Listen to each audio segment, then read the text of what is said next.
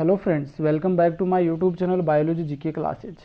हम जीव विज्ञान से संबंधित अति महत्वपूर्ण प्रश्नों की सीरीज देख रहे थे, जिससे संबंधित ये मेरा चौथा वीडियो है। इससे पहले मैंने 3 वीडियो डाले हैं और तीसरे वीडियो तक हमने लगभग 82 क्वेश्चन देख लिए हैं, यानी कि 82 क्वेश्चन देख लिए हैं, जो कि व्याख्या सहित हैं। इस कारण से लगभग 300-400 क्वेश्चन को कवर कर रहे हैं। इस वीडियो में हमने बहुत ही अधिक महत्वपूर्ण क्वेश्चनों के साथ में जो पिछले एग्जाम में आए हुए क्वेश्चंस हैं वो भी इसमें शामिल किए गए हैं, व्याख्या सहित हैं। इस कारण से लगभग 30 से 32 क्वेश्चन इस वीडियो में देखेंगे, जो कि लगभग 100 क्वेश्चंस को कवर कर रहे हैं। ये video SSC, railway, Rajasthan police और जितने भी कंपटीशन एग्जाम हैं उन सभी के लिए बहुत ही महत्वपूर्ण है। इनसे बाहर कंपटीशन एग्जाम में आपको एक भी क्वेश्चन देखने को नहीं मिलेगा। तो आप मेरे वीडियो को शुरू से लेकर अंत तक ध्यानपूर्वक देखिए, और यदि अभी तक आपने मेरे चैनल को सब्सक्राइब नहीं किया है तो सब्सक्राइब जरूर कर लीजिए। तो आइए शुरू करते हैं आज का पहला क्वेश्चन। फर्स्ट क्वेश्चन है, निम्न में से संचित पदार्थों में कौन से पदार्थ से अधिकतम ऊर्जा प्राप्त होती है, यानी इनमें से कौन से ऐसे पदार्थ हैं जिनसे अधिकतम ऊर्जा प्राप्त होती है। हमारे शरीर की बात कर रहे हैं हम लोग। तो फर्स्ट ऑप्शन है प्रोटीन, सेकेंड है कार्बोहाइड्रेट, थर्ड है वसा और फोर्थ है इनमें से कोई नहीं। तो सही आंसर हो जाएगा इसका वसा, यानी कि वसा से सबसे अधिक ऊर्जा प्राप्त होती है, और ये होती है 1 ग्राम वसा से लगभग 9.1 यानी 9.1 कैलोरी ऊर्जा प्राप्त होती है। इसी प्रकार से 1 ग्राम प्रोटीन से कितनी ऊर्जा प्राप्त होती है, 4.2 कैलोरी ऊर्जा प्राप्त होती है, और 1 ग्राम कार्बोहाइड्रेट से 4 कैलोरी ऊर्जा प्राप्त होती है। तो ये क्वेश्चन पूछा जा सकता है सबसे अधिक ऊर्जा किससे प्राप्त होती है, वसा से, और कितनी प्राप्त होती है तो ये भी ध्यान में रख लेना। और इनका बहुत बार क्रम पूछ लिया जाता है कि शरीर में जो खाद्य पदार्थ पाए, संचित पदार्थ पाए जाते हैं, उन पदार्थों का विघटन का क्रम क्या होता है। तो सबसे पहले कार्बोहाइड्रेट का विघटन होगा, यानी ऊर्जा हमें सबसे पहले कार्बोहाइड्रेट से प्राप्त होगी। कार्बोहाइड्रेट के बाद में विघटन होगा वसा का, और अगर बाद में वसा भी खत्म हो जाए तो इसके बाद में लास्ट में जो विघटन होगा वो प्रोटीन का होता है। तो ये क्रम हो जाएगा इसका, सबसे पहले कार्बोहाइड्रेट का विघटन होता है, फिर वसा का, और फिर प्रोटीन का होता है। नेक्स्ट क्वेश्चन है, भूखा व्यक्ति शरीर के किस भंडार का सर्वप्रथम उपयोग करता है। देखो, हम जानते हैं कि शरीर के अंदर ग्लूकोज जो होता है वो ग्लाइकोजन के रूप में स्टोर रहता है। तो ऑप्शन फर्स्ट है वसा, सेकेंड है ग्लाइकोजन, थर्ड है प्रोटीन और फोर्थ है ग्लूकोज। तो भंडार क्या हो जाएगा, ग्लाइकोजन हो जाएगा। तो इसका सही आंसर ग्लाइकोजन होगा, यानी कि भूखा व्यक्ति शरीर में ग्लाइकोजन है सर्वप्रथम उसका उपयोग करता है एनर्जी प्राप्त करने के लिए। नेक्स्ट क्वेश्चन है, जलीय अपघटन में ऊर्जा मुक्त होती है, यानी कि जलीय अपघटन होता है तो ऊर्जा किस रूप में मुक्त होती है। तो ऑप्शन फर्स्ट है उष्मा के रूप में, सेकेंड है गतिज ऊर्जा के रूप में, और थर्ड है प्रकाश ऊर्जा के रूप में, और फोर्थ है विभव ऊर्जा के रूप में। तो इसका सही आंसर हो जाएगा उष्मा ऊर्जा के रूप में।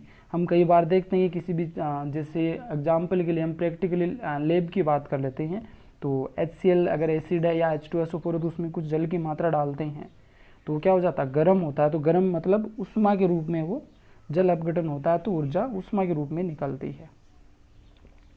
नेक्स्ट है, बच्चों में रिकेट्स तथा ऑस्टियोमलेशिया रोग किसकी कमी से होता है। तो ये विटामिन के बारे में हमने शुरू के क्वेश्चनों में ही देख लिया था। बच्चों में रिकेट्स और वयस्क होते हैं उनमें ऑस्टियोमलेशिया रोग किसकी कमी से होता है। तो ऑप्शन फर्स्ट है विटामिन ए, सेकेंड है विटामिन सी, थर्ड है विटामिन डी और फोर्थ है विटामिन बी। तो इसका सही आंसर हो जाएगा ऑप्शन से, यानी विटामिन डी की कमी से बच्चों में रिकेट्स रोग हो जाता है, और जो वयस्क होते हैं उनमें ऑस्टियोमलेशिया रोग हो जाता है। विटामिन ए की कमी से हमें पता है रतौंधी रोग होता है, विटामिन सी की कमी से स्कर्वी रोग होता है, और विटामिन बी की कमी से बेरी रोग होता है। नेक्स्ट क्वेश्चन है, विटामिन सी है तो इसका साइंटिफिक नेम पूछा है। तो ऑप्शन फर्स्ट है निकोटिनिक एसिड, सेकंड है एस्कॉर्बिक एसिड, थर्ड है कैल्सीफेरोल और फोर्थ है टोकोफेरोल। तो इसका सही आंसर हो जाएगा ऑप्शन सेकंड, यानी एस्कॉर्बिक एसिड है, जो कि विटामिन सी का रासायनिक नाम है। निकोटिनिक एसिड ये विटामिन B3 का है, और कैल्सीफेरोल ये है विटामिन ई का, और टोकोफेरोल है विटामिन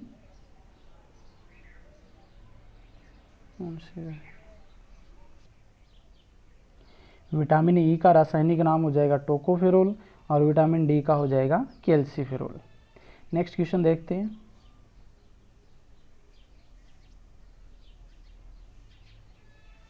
नेक्स्ट है, कोबाल्ट धातु किस विटामिन में पाई जाती है। तो ऑप्शन फर्स्ट है B1, सेकंड है B2, थर्ड है B6 और फोर्थ है B12। तो इसका सही आंसर हो जाएगा ऑप्शन फोर्थ, यानी कि B12 होता है जिसके अंदर कोबाल्ट धातु पाई जाती है। यहाँ पर और जो अन्य ऑप्शंस हैं उनकी बात कर लेते हैं। तो B2 जिसका साइंटिफिक नेम, B1 का तो पता है थायमिन होता है जिससे बेरी रोग हो जाता है जिसकी कमी से। B2 की बात करें तो B2 होता है राइबोफ्लेविन साइंटिफिक नेम, और इसके जो स्रोत हैं दूध, मांस, अंडे, सोयाबीन, हरी सब्जी आदि इसके स्रोत हैं जिनसे B2 विटामिन प्राप्त होता है। इसकी कमी से त्वचा का फटना, बालों का झड़ना आदि समस्याएं उत्पन्न हो जाती है, आदि रोग हो जाते हैं। नेक्स्ट है B6, तो इसका साइंटिफिक नेम है पायरिडोक्सिन, और ये सामान्यतः मांस, यकृत, अंकुरित अनाज आदि से प्राप्त होता है, और इसकी कमी से मस्तिष्क विकार या मस्तिष्क प्रभावित होता है। नेक्स्ट है पित्त का निर्माण होता है, तो कहाँ पर होता है पित्त का निर्माण? ऑप्शन फर्स्ट है रक्त में, सेकंड है पित्ताशय में, थर्ड है यकृत में और फोर्थ है आमाशय में। तो इसका सही आंसर हो जाएगा ऑप्शन थर्ड, यानी यकृत में जो यकृत कोशिकाएं होती हैं वो पित्त का निर्माण करती है। ये पित्त यहाँ से फिर कहाँ जाता है, यानी पित्त का निर्माण, तो देखो दो क्वेश्चन यहाँ पे क्लियर हो रहे हैं आपकी। पित्त का निर्माण कहाँ होता है? यकृत में होता है, जबकि पित्त का संचय जो होता है वो गाल ब्लैडर यानी कि पित्ताशय में होता है। तो दोनों ही क्वेश्चन अच्छे से देख लेना कि पित्त का निर्माण तो यकृत में होता है और पित्त का संचय कहाँ होता है? पित्ताशय में होता है। नेक्स्ट क्वेश्चन है कार्बोहाइड्रेट का पाचन कौन सा एंजाइम करता है? तो ऑप्शन फर्स्ट है एमाइलेज, सेकंड है रेप्सिन, थर्ड है पेप्सिन और फोर्थ है लाइपेज। तो इसका सही आंसर हो जाएगा एमाइलेज। एमाइलेज जो कार्बोहाइड्रेट का पाचन करता है, यानी स्टार्च को ये क्या करता है? माल्टोज में कन्वर्ट कर देता है। नेक्स्ट पेप्सिन की बात करें तो पेप्सिन आमाशय से स्रावित होता है और ये प्रोटीन का पाचन करता है। इरेप्सिन होता है ये छोटी आंत से स्रावित होता है और ये भी प्रोटीन का पाचन करता है। जो लाइपेज होता है ये वसा का पाचन करता है, जो कि छोटी आंत में भी पाया जाता है और आमाशय में भी कुछ मात्रा में पाया जाता है।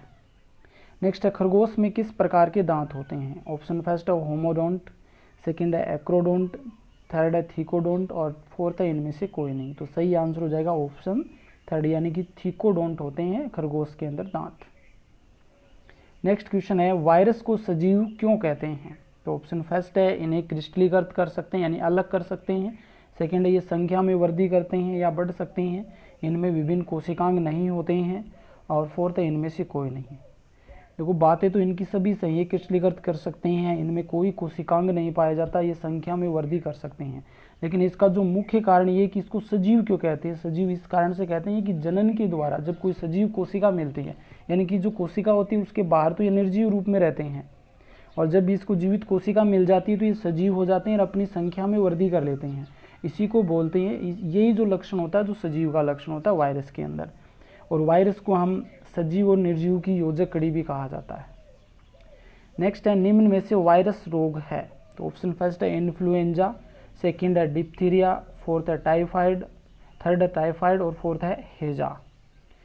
तो इसका सही आंसर हो जाएगा इन्फ्लुएंजा, जो कि सामान्य बुखार होती है ये, और इसका कारण है मिक्सो वायरस के द्वारा होता है इन्फ्लुएंजा। ये तीनों क्या है? बैक्टीरिया से होने वाले रोग हैं, जबकि इन्फ्लुएंजा जो वायरस से होता है, ये बुखार होती है, मिक्सो वायरस से होता है। इसके उपचार के लिए टेरोमाइसिन, टेट्रासाइक्लिन नामक औषधि या प्रतिजैविक काम में लिए जाते हैं। नेक्स्ट है डिप्थीरिया। डिप्थीरिया का कारक है कोरोनोबैक्टीरियम डिप्थेरी। ये बहुत ही बार पूछा गया क्वेश्चन है, कंपटीशन एग्जाम में बहुत बार आया हुआ क्वेश्चन है ये। डिप्थीरिया का रोग कारक कौन सा जीवाणु है? तो कोरिनोबैक्टीरियम डिप्थेरी जीवाणु था, और इसके उपचार के लिए डीपीटी का टिक्का लगाते हैं। डिप्थीरिया, पर्टुसिस और टेटेनस। नेक्स्ट है टाइफाइड की बात करते हैं। तो टाइफाइड का जो कारक होता है वो साल्मोनेला टाइफी होता है। टाइफाइड कौन सी जीवाणु से होता है? साल्मोनेला टाइफी जीवाणु से होता है, और इसके उपचार के लिए क्लोरोमाइसिटिन एंटीबायोटिक काम में ली जाती है। नेक्स्ट है हेजा। हेजा का कारक होता है विब्रियो कोलेरी। विब्रियो कोलेरी नामक जीवाणु होता है जिसके कारण हेजा रोग होता है। इसके उपचार के लिए हेजे का टीका लगाया जाता है और पानी को उबाल कर पिया जाता है। तो यहाँ पर आपके बहुत सारे क्वेश्चन कवर हो रहे हैं। तो पहला तो इन्फ्लुएंजा जो कि मिक्सो वायरस से होता है और इसके उपचार के लिए टेरोमाइसिन, टेट्रासाइक्लिन दवाएं काम में लेते हैं। डिप्थीरिया जो कोरिनोबैक्टीरियम डिप्थेरी नामक जीवाणु से होता है, इसके उपचार के लिए डीपीटी का टीका लगाया जाता है। टाइफाइड जो साल्मोनेला टाइफी से होता है और इसके उपचार के लिए क्लोरोमाइसिटिन एंटीबायोटिक काम में ली जाती है। हैजा जो विब्रियो कोलोरी जीवाणु से होता है, इसके उपचार के लिए हैजे का टीका लगाया जाता है या फिर पानी को उबालकर पिया जाता है। नेक्स्ट है वायरस होते हैं, तो ऑप्शन फर्स्ट है एक कोशिकीय, सेकंड है बहुकोशिकीय, थर्ड है अकोशिकीय और फोर्थ है स्वतंत्र जीन। तो इसका सही आंसर हो जाएगा ऑप्शन थर्ड, यानी कि ये अकोशिकीय होती हैं, इसमें कोई कोशिका नहीं होती, क्योंकि इनको निर्जीव, सजीव और निर्जीव की योजकड़ी कहते हैं, क्योंकि कोशिका के अंदर तो ये सजीव रहते हैं, जीवित कोशिका के अंदर, और जब कोशिका से बाहर आ जाते हैं तो ये मृत हो जाते हैं। अभी दो टर्म आई, एक कोशिकीय जंतु किसे कहते हैं, तो जिनका शरीर एक ही कोशिका से बना होता है, यानी कि उन शरीर के अंदर सभी क्रियाएं, पाचन, श्वसन, उत्सर्जन, सभी क्रियाएं एक कोशिका के द्वारा ही होती है, तो वो होते हैं एक कोशिकीय जंतु, जैसे कि अमीबा, युग्लिना आदि एक कोशिकीय जंतु है। नेक्स्ट है बहुकोशिकीय जंतु, तो इसमें क्या होता है, शरीर वो बहुत सारी अनेक कोशिकाओं का बना होता है और वे कोशिकाओं का समूह मिलकर के किसी एक कार्य को करते हैं, तो ये होते हैं बहुकोशिकीय जंतु। इसके उदाहरण हैं मछली, मेंढक, कुत्ता, मनुष्य आदि। नेक्स्ट क्वेश्चन है, ओरिजिन ऑफ स्पीसीज नामक पुस्तक के लेखक कौन थे, तो ऑप्शन फर्स्ट है ओपेरिन, सेकेंड है डार्विन, थर्ड है मेंडल और फोर्थ है लेमार्क।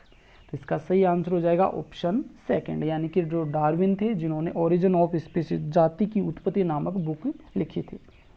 नेक्स्ट है एड्स का कारण है, तो ऑप्शन फर्स्ट है रुधिर कैंसर, सेकंड है जीवाणु, थर्ड है TMV और फोर्थ है HTLV थर्ड।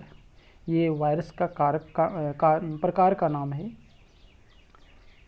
तो एड्स है वो किसके कारण होता है, इसी के कारण होता है, HTLV थर्ड के कारण होता है, यही इसका कारण है। तो एड्स HIV वायरस के कारण होता है। HIV की फुल फॉर्म हो जाएगी human immuno virus, human immuno virus. AIDS की फुल फॉर्म हो जाएगी एक्वायर्ड इम्यूनो डेफिशिएंसी सिंड्रोम, ये एड्स की फुल फॉर्म हो जाएगी। मैंने एड्स पे एक अलग से वीडियो बनाया है, तो आप उसको भी ज़रूर देखिए। नेक्स्ट कैंसर, कैंसर क्या होता है, जब ऊतक या कोशिका होती है अनियमित रूप से वृद्धि करनी शुरू कर लेती है, यानी कि कोई भी कोशिका हो या ऊतक हो वो अनियंत्रित रूप से वृद्धि करने लग जाए, तो वो क्या हो जाता है, कैंसर हो जाता है वहाँ पर। WBC की वृद्धि है, उसके कारण क्या होता है, रक्त कैंसर होता है, और जिसे हम बोलते हैं ल्यूकेमिया बोलते हैं। यानी अगर WBC जो वाइट ब्लड सेल्स हैं, श्वेत रुधिर कणिकाएं, उनकी संख्या में वृद्धि हो जाए तो वो क्या करेगी, वो अपनी सेल्स को खाना शुरू कर देगी, इस कारण से रुधिर की कमी हो जाएगी, और इस रोग को बोलते हैं ल्यूकेमिया, यानी कि रक्त कैंसर होता है, ब्लड कैंसर होता है, जिसे ल्यूकेमिया कहा जाता है। एक एनीमिया और होता है, कैंसर ही होता है ये भी, जो RBC की कमी से होता है। एनीमिया रोग है या एनीमिया जो रोग है वो किसकी कमी से होता है, RBC की कमी से होता है। नेक्स्ट है गोइटर या थायराइड ग्रंथि में अस्वाभाविक वृद्धि किसकी कमी से होती है, तो पहला तो ये थायराइड ग्रंथि से संबंधित रोग होता है गोइटर। तो गोइटर या थायराइड ग्रंथि में अस्वाभाविक वृद्धि किसकी कमी से होती है, ऑप्शन फर्स्ट आयोडीन, सेकेंड लो है, थर्ड है कैल्शियम, फोर्थ है पोटेशियम। तो इसका सही आंसर हो जाएगा ऑप्शन फर्स्ट, यानी कि आयोडीन की कमी से क्या हो जाता है, थायराइड ग्रंथि है वो फूल जाती है, जिसे हम गोइटर डिजीज या गलगंड रोग भी बोलते हैं, घेंगा रोग भी बोलते हैं। और इसके उपचार के लिए जो आयोडीन युक्त नमक या आयोडीन युक्त भोजन का इस्तेमाल किया जाता है। नेक्स्ट क्वेश्चन है बैक्टीरियोफेज है, ऑप्शन फर्स्ट है वायरस जो जीवाणु का भक्षण करते हैं, सेकंड है जीवाणु अंगक, थर्ड है जीवाणु जो पादप कोशिका का भक्षण करते हैं, और फोर्थ है जीवाणु जो जंतु कोशिका का भक्षण करते हैं। तो इसका सही आंसर हो जाएगा ऑप्शन फर्स्ट, यानी कि ये वायरस होते हैं जो जीवाणु की कोशिकाओं या जीवाणु को भक्षण कर लेते हैं। नेक्स्ट क्वेश्चन है निम्न में से किसमें वास्तविक केंद्र नहीं पाया जाता है, तो ऑप्शन फर्स्ट है हरी शैवाल, सेकंड है कवक, थर्ड है लाइकेन और फोर्थ है जीवाणु। तो इसका सही आंसर हो जाएगा ऑप्शन फोर्थ, यानी कि जीवाणु होते हैं जिसके अंदर वास्तविक केंद्रक नहीं पाया जाता है। देखो मैंने एक वीडियो डाला है प्रोकैरियोटिक कोशिका और यूकैरियोटिक कोशिका में तुलनात्मक अध्ययन से संबंधित, तो आप वो वीडियो अच्छे से देख लिया है या अच्छे से याद कर लिया तो इस क्वेश्चन का आप आसानी से आंसर दे दोगे, क्योंकि हरी शैवाल, कवक और लाइकेन इन तीनों में यूकैरियोटिक कोशिका पाई जाती है, और हम जानते हैं कि यूकेरियोटिक कोशिका में सुविकसित केंद्रक होता है, जबकि जीवाणु में प्रोकैरियोटिक कोशिका होती है जिसमें अविकसित केंद्रक या वास्तविक केंद्रक नहीं पाया जाता है। नेक्स्ट है उपापचयी एंजाइम किस में नहीं होते हैं। ऑप्शन फर्स्ट है कवक में, सेकेंड है जीवाणु में, थर्ड है विषाणु में, फोर्थ है शैवाल में। देखो सभी जो जीव हैं ये पाचन करने वाली, पाचन की क्रिया होने वाली है इसमें, तो उपापचयी एंजाइम कवक में भी होते हैं, जीवाणु में भी होते हैं, शैवाल में भी होते हैं, लेकिन विषाणु में नहीं पाए जाते हैं पाचक या उपापचयी जो एंजाइम होते हैं। बैक्टीरियोफेज में होता है, तो इसमें जो आनुवंशिक पदार्थ की बात कर रहे हैं तो बैक्टीरियोफेज में होता है। ऑप्शन फर्स्ट है केवल प्रोटीन, सेकंड है कार्बन व नाइट्रोजन, थर्ड है न्यूक्लियोप्रोटीन और फोर्थ है डीएनए। तो इसका सही आंसर हो जाएगा ऑप्शन फोर्थ, यानी कि बैक्टीरियोफेज में डीएनए होता है। बैक्टीरियोफेज में द्विकुंडलित डीएनए होता है तथा इनका शरीर प्रोटीन से बना होता है, यानी कि इसके अंदर जो न्यूक्लिक एसिड होता है वो डीएनए के रूप में होता है, द्विकुंडलित, और इसको चारों ओर से घेरे हुए प्रोटीन का आवरण पाया जाता है चारों ओर। नेक्स्ट है प्रथम विषाणु के खोजकर्ता कौन थे। ऑप्शन फर्स्ट है इवानोव्स्की, सेकंड है लैंडस्टीनर, फोर्थ है मिलर और थर्ड है मिलर और फोर्थ है बिंजेरिक। तो ऑप्शन फर्स्ट ही हो जाएगा डीजे इवानोव्स्की, जो कि प्रथम विषाणु के खोजकर्ता, यानी विषाणु के खोजकर्ता इसे ही मानते हैं इवानोव्स्की को। और इन्होंने 1892 में तंबाकू में खोज की थी टीएमवी वायरस की, टोबैको मोज़ेक वायरस की सबसे पहले खोज की थी 1892 में इवानोव्स्की ने। विषाणु में सजीव व निर्जीव दोनों के गुण होते हैं, इस कारण सजीव व निर्जीव की बीच की योजक कड़ी कहते हैं या इनकी योजक कड़ी कहा जाता है। नेक्स्ट है सबसे बड़ा विषाणु है। ऑप्शन फर्स्ट है पॉक्स विषाणु, सेकंड है हर्पीज विषाणु और थर्ड है सार्कोमा विषाणु और फोर्थ है ट्यूमर विषाणु।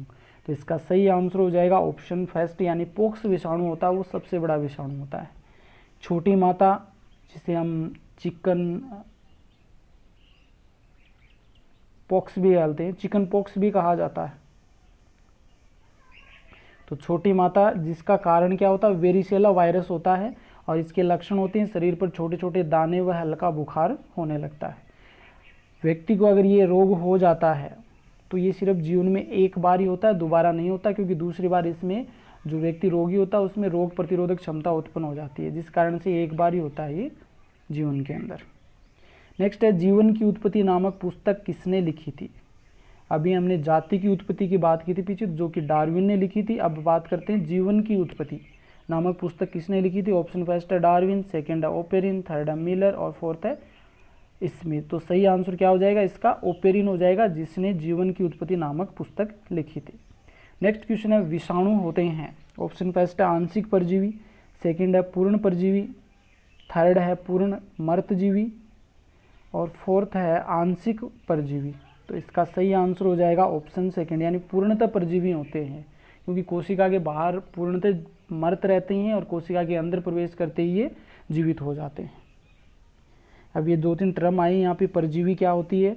तो परजीवी वे जीव जो अपना भोजन क्या करते हैं, भोजन व आवास दूसरे जीवों से ग्रहण करते हैं। वे जीव जो अपना भोजन व आवास दूसरे जीवों से ग्रहण करते हैं वो परजीवी कहलाते हैं, जैसे कि जोंक, जू, विषाणु इसके उदाहरण हो गए। नेक्स्ट है मर्तोपजीवी, तो वे जीव जो सड़े गले पदार्थों से अपना भोजन प्राप्त करते हैं, जैसे कवक, जीवाणु आदि, इसके उदाहरण हो गए। तो इस प्रकार से हमने लगभग